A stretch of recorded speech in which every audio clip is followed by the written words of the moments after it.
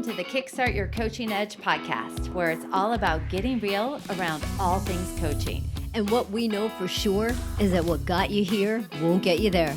You can't see the spinach in your own teeth. And finally, hang on, because this one's really deep. Once you realize that you are the traffic, everything makes complete and unadulterated sense. Hey, Karen. Jen, you've got the power. I've always Power. This time I'm talking about the power of the pause. So as you know, we've been talking about impulse control this month and talking about how to be able to have a delay to be able to determine how it is that we want to react or respond to something. So we're gonna talk about the power and how that all comes together today. And one thing, Jen, that I love to start out with is one of the quotes that we use again and again and again. And the quote is by Viktor Frankl. And if you haven't read the book, Man's Search for Meaning, I would recommend reading that book. And, you know, Viktor Frankl was a neurologist, and he was also in a concentration camp. And he was the founder of this thing called logotherapy or something, but I'm not going to get into that now, but read the book, Man's Search for Meaning.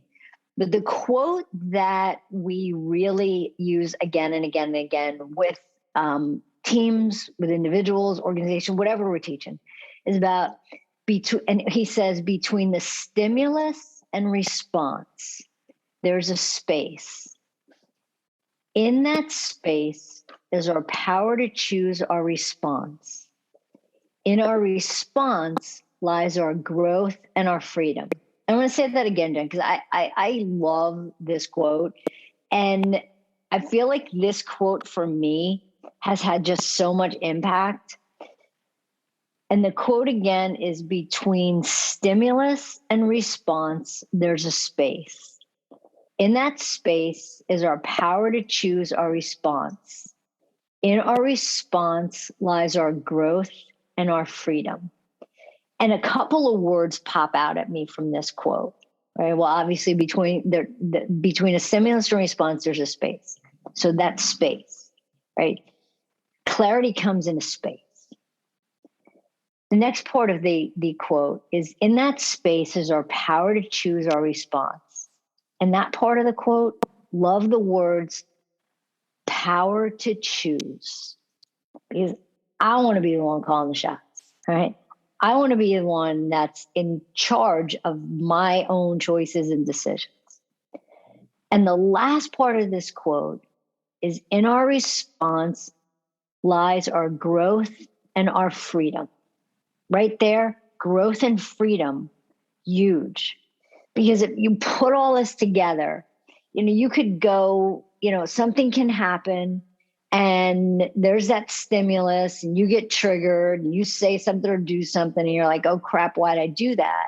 But with this quote, what really, really stands out most is that if you can hit that pause between the stimulus and the response, that's where the magic happens. Because anybody can go from stimulus to reaction all day long, right? All day long, you do it. Something happens, you go boom. And sometimes you need to make quick decisions, which is fine. But if you can hit that pause button between when something happens and whether you're going to do something or say something, that's where your power is, and that's where your growth is, and that's where the freedom is. I love that. And if you think about it, Karen, let's take TFAR for a moment. Our thoughts create our feelings create our actions create our results. Everything is triggered by a stimulus or non-triggered, but there's a stimulus that happens. And what you just said there so beautifully in the deconstruction of that quote is that when we go on autopilot and we go from stimulus to action, and we don't even pause to say, what's the thought, what's the feeling, then all of a sudden shit comes out of our mouth. We say things, we do things, we might be happy with the result, we may not be happy with the result, but it's how do we get pause between the S and the A. And part of it is giving yourself the ability to process your T and your F. How's that? There you go. And I feel like we should have alphabet soup or something right now. But I think so that's it, right? So if you're able to sit here and just when something happens, when a stimulus occurs, right? And remember, everybody's stimulated by different things. There's a stimulus, something can happen to me and I'm not stimulated at all. Something can happen to Jen and she's, wound for sound. And so recognizing what the stimulus is for ourselves, but being able to just sit there and go, what just happened?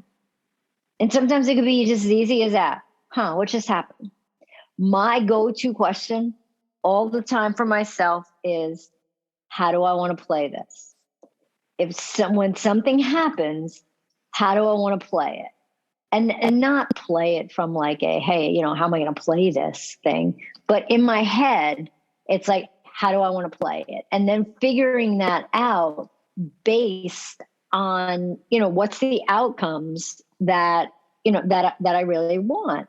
Another go-to question for me not all the time, but these are the things that run through my head, right? I don't want to play this. And the next thing is what would the highest version of me do right now? Now, I don't want you to think that what would the highest version of me do right now, have me being like some saint or something, or having me like, oh, I'm not going to yell at somebody, or I'm not going to, I don't know, go off on somebody, whatever. But the thing is sometimes the highest version of me might say something that might not necessarily be very nice, but at least I'm making the conscious decision to do that.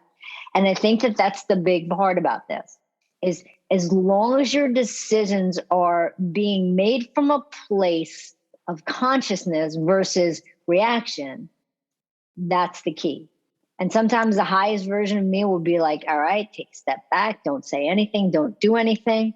Sometimes the highest version of me will tell somebody to go pound salt. I am going to Google that phrase and find out where that came from. So that would be good to know. So it's about giving yourself the power of the pause. And it's interesting because we work with teams and organizations all across the land. And this is one of the things that we say, what can you do to give yourself the pause? So often, if we're in a high pressure situation, we feel we need to react immediately, that we have to have the answers. We have to have the solutions. We have to have everything pulled together. And sometimes we don't. So how do you give yourself the ability to do some of the following types of power of pauses, right? I really want to think about that. I'm going to get back to you. I can feel that I have a lot of different things coming up for me that's clouding the way I really want to think about this. Can we circle back at 4? It could be, can I call you right back? It could be you just you roll away from the conference room table for a moment. Right? It's anything that you can do to give you space to be able to think through, to let the emotion go down, not even go down. That's not the right thing. To have the emotion be able to give you understanding versus a reaction to the situation. Yeah, you know what, Jen, with one of the things you just brought up, sometimes people just get so freaked out by having to have an answer to something. And I think that so often that jams people up, and your ways of asking, of saying something different in the moment really, really helps with that pause. And a thing that I found works really, really well is when people are asking you for an answer and not in an annoying kind of way, but to ask a really good question and get more clarity for yourself around what it is that they're actually looking for. And I think also, Jen, while you were talking, it made me think of like when you said, you back away from the table. So metaphorically, when do you need to back away from the table and just shut up for a little bit? And for example, I had just had a conversation with somebody the other day, and it was a great conversation around a really, really hot topic. And the thing was that if I would have had that conversation 3 weeks before we had that conversation, it probably wouldn't have ended the way it did. And it turned out that it was a really calm conversation. It was a respectful conversation. We both listened to each other. We both acknowledged where the other person was and what things were happening for each other at the time. And if we would have had that conversation prior to that, I got to tell you, our relationship probably would not be as solid as it is right now, because I respect the person, and I wanted to have a conversation where I knew that a couple of weeks before, truthfully, guys, I could have been an asshole. And it would have not worked out really well, because the relationship meant more to me than having that conversation at that time. So that pause was huge in communicating something, especially when things get you fired up. So the big question becomes is, how do you create pause in your life to give you the ability to go from a reaction to a response, right? So how do you want to respond? That could be the pause you need. How do I want to respond? What's important right now? You could count to 10 to give you a little bit of space. Asking yourself, what do I need right now that is going to get me the result I want? Right? So the results, stay in a relationship, have it be solid, present a great idea. So what needs to happen between now and there to get that? Being able to actually saying, let me think about that. All right. So you guys are probably both wondering, like, what the heck is going on right now? So I was stress weight, like it's a squishy, one of those stress ball kind of things. But it's a weight. Like it's designed like a weight. And I just broke it in half. And so Jen is just watching me, and I'm like, wait a minute, my stress ball broke in half.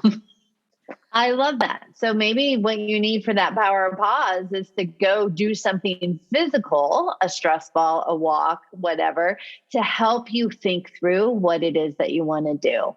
That is the key thing to help with impulse control, is saying to yourself, I want to respond. I don't want to react. What is it going to take to help me get to that space?